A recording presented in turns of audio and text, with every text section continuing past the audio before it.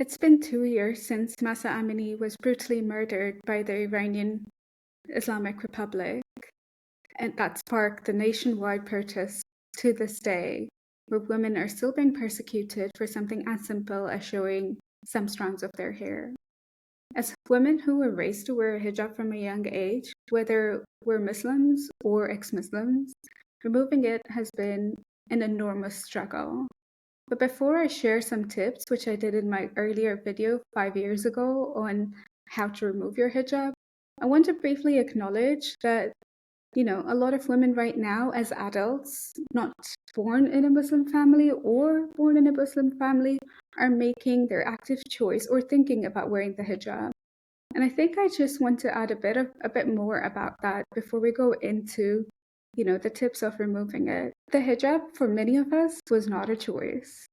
So if you're considering wearing it, I hope you know that it's not just a cloth, it's not just a fashion statement, it's not a show of solidarity.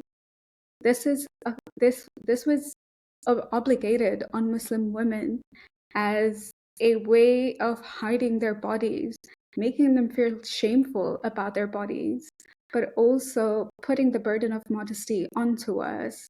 So it's not just a scarf that you wear on your head, it's a lot more. And for some of us, it represents a lot of oppression that many women like us or many women around the globe have had to face because of it.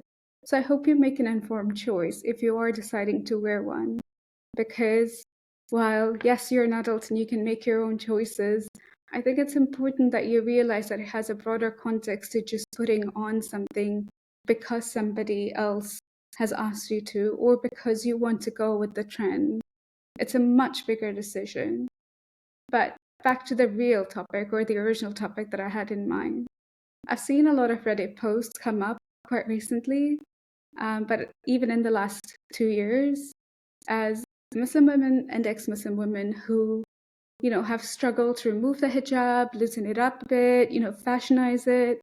And basically, it's really hard when it has been such an integral part of your, being when you go out, like wearing a hair tie or wearing your shoes, it's just something you automatically do sometimes and don't put much thought to it. But then when you've kind of struggled with that decision, it's hard to come to terms that maybe you don't want it. But then also we have the biggest obstacle, which is the people around us, our families, and, just feeling very uncomfortable when we remove it.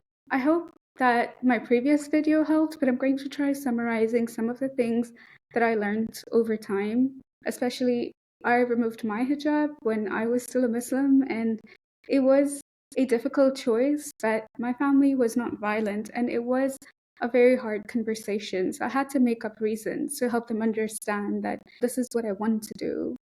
And sometimes you might not have the liberty to do it. You might be living around your family where you're not allowed to go outside without a hijab. And I've always advocated for having these conversations with your family when you can, assessing the situation, thinking about, is your family going to get violent? Can you have this conversation in a different way? Can you talk about maybe, what is it like for women who don't wear the hijab? Or what if I changed a different style of how I currently wear the hijab and slowly go down that route and just understand how they respond to what you're trying to say? Sometimes it might just go like, you might just want to backtrack a little so you're not in a dangerous situation if you are, but that might be a question that could actually surprise you sometimes.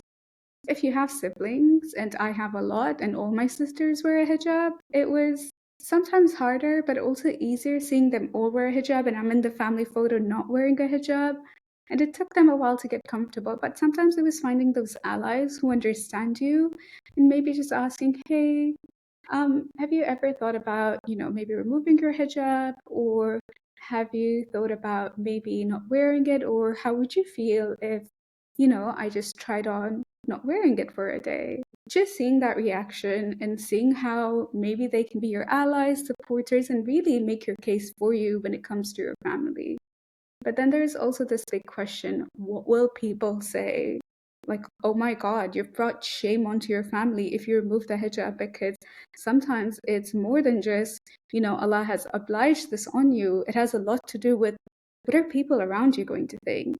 Not just, you doing it in a private space, it's being seen from other people, or how do you respond to those questions, or where's your hijab?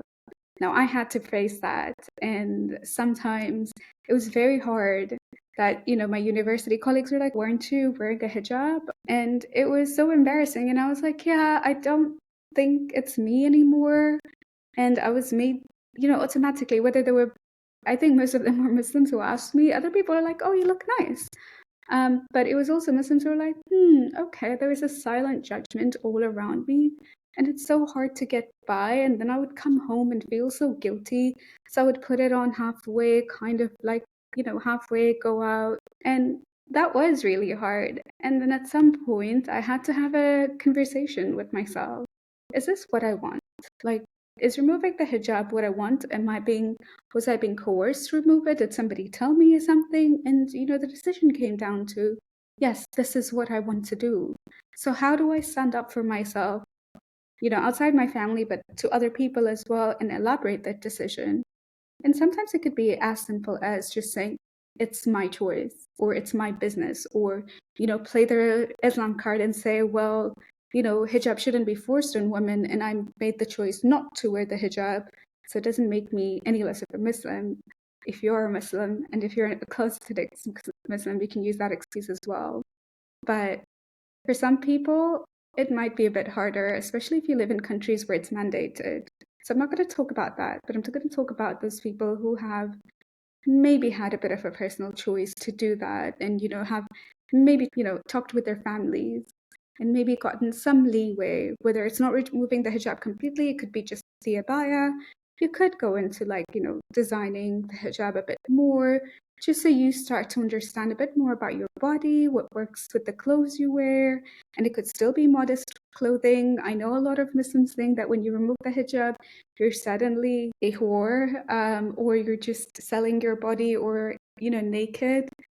I think it's up to you how you dress yourself, whether it's modest. I usually wear long sleeves sometimes because I like it.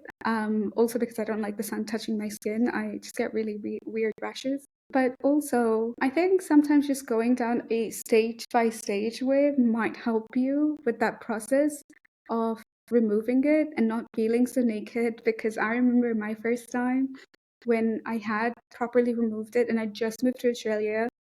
I know there were times I removed it when I was in Malaysia and people knew me, but I was so uncomfortable. But I just moved to Australia, so nobody knew me, and I removed my hijab. And I still had it around my neck like a scarf, because it was cold. And I still felt like people were staring at me, even though nobody knew that I'd ever worn a hijab.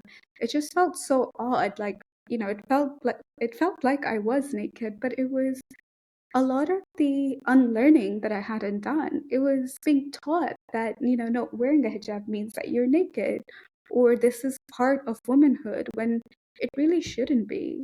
We shouldn't be ashamed of showing our hair. So if you're struggling with that, with feeling feeling naked, try modest clothing. You don't have to show much skin. You can do it your way. But another thing we struggle with is like, okay, well, we're in this fast fashion era that I don't personally always support, but also we see people so glamorous, dressed up, and you don't quite know what fits your body style, or what should you be wearing, being modest or not, that looks good on you, what colors or what styles, what kind of foods. And those are also difficult questions because you're so lost, because you've always seen yourself as this woman who's covered up. And then you kind of don't have that room to understand, what do I like? What fits me? And what I did, and what may work for you as well, is to kind of create a Pinterest board. Or sometimes I would look at people who have my skin tone and what they wear, and I'm short and petite, and I've had to find actresses or models or just people that I see around me and see, oh, that pencil skirt might not fit me, but a flowy skirt might fit me, and I like the floral pattern, despite living in Scandinavia where people usually are not very flowery. But then also trying it by, buying it, trying it, and if it doesn't work out, returning it, or just going window shopping with your friends and girlfriends and go like, oh, how does this look? And go with a friend who's really honest and can give you advice on, how you can like, style it up a bit. I sent photos to my friend and actually like go like, hey, does this work? Does this not work? And get that other girl experience as well, because as women, or not all women, but some women are very conscious about their bodies, and especially when you've been hidden for so long, you don't recognize what you should accentuate, what you want to hide, and what you feel comfortable with, and it's such a gradual process. I've known people who've removed hijab for 5 years and are still struggling with going like, okay, but what should I be wearing? Do I want to be feminine or do I want to be a bit more boss type? And I like a mix of both. But it also really depends on, what do I see out there? Who are the women that I like the way they dress? And then how do I actually understand that this might work for me as well? So definitely experiment with what feels comfortable with you. But I know as you do that, it'll come back, like, the whole family thing, whether it's, whether they've said, okay, they've had to accept it. I think it always tends to come back in different ways, those conversation with your families. And they might tell you, oh, maybe wear a hijab when we go see our families. And sometimes it feels like a betrayal, like to yourself, because you've made that choice to remove it. And then you go back, and I had that, and I'm like, oh, but I don't want to wear it. And what really helped me was when I was financially independent, I could say no. And I could say, well, this is who I am. This is what you need to accept. But I'm happy to miss some events. And it's sad, but this is who I am. And it's just my hair. I'll try dressing up as modest as you want me to. But ultimately, it has to be my choice. And laying down boundaries with your family. And I'm going to make another video. I know I made one like 5 years ago.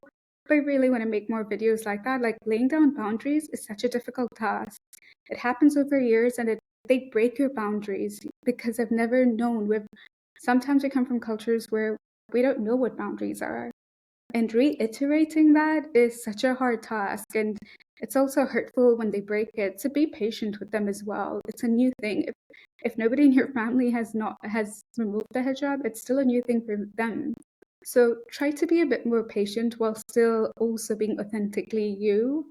And it might take, for many people, years to be there. So separate your life, like, separate your mind into being a bit more, this is what I want, and this is how I can talk to people who I know care about me but do not quite understand my choice, and reiterate that every time. And obviously baby steps are the way to go. But if there are more tips that you think that I've missed, especially in the guilt part, but also a lot of women who have removed the hijab and then have worn it back because they felt guilty and felt that connection to God, as Muslims, like I said, this video can apply to both. I really think that if a God exists, I don't think he cares about your hair. I don't think he cares about what you're wearing. I think he cares about the person you are, the person, like the beautiful in you. And you shouldn't be a candy. You're not a candy. You're not an object. Don't let other men, other people, or even God tell you to cover what a beautiful person you can be with or without the hijab. But it's not just about showing your hair. Like, I'm sure that if a God exists, and I'm an atheist, he has a lot of big shit to deal with, and this is not one of them. So don't feel like you're betraying your faith. Try talking to other people. A lot of influencers did remove their hijab, even if a lot of people have the speculation that it was popularity. But maybe there was a bit of empowerment there. Maybe there was a bit of confidence that came with that, being an influencer and knowing that, hey, I feel a bit more empowered to make my own choices now that I'm in front of people. And I'm sure it wasn't an easy journey for any of us, and it's not. It's a long one and it's hard. So I hope this video helps. But if there are things that I am missing, please put it down in the comments and help the other hijabis and ex-hijabis out there, because, we should be trying to build those bridges as well. Let me know what you think about this video, but subscribe and share it to other people who might find it useful.